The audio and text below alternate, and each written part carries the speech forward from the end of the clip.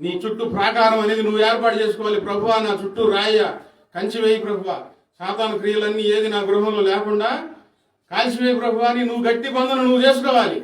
అప్పుడు అదే నవ్వు, ఇప్పుడు ఇదే నవ్వు అయితే సాయితాన్ని గాడు వచ్చేస్తాడు. ఆ దయ్యాన్ని చూసి నువ్వు నవ్వుతున్నావు కనుక ఎప్పుడో మర్చిపోవాలి, మారిపోవాలి. అసలు ఆ నవ్వే ఉండకూడదు, ఆ చూపులే ఉండకూడదు.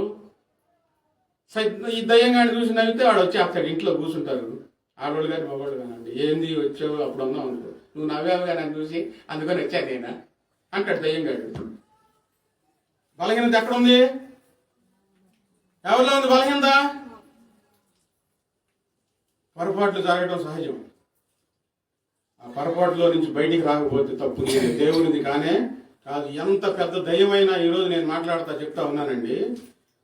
నీవు వాక్యాన్ని అనుసరించి నీ హృదయాన్ని సంపూర్ణంగా ఆయనకు అప్పచెప్తే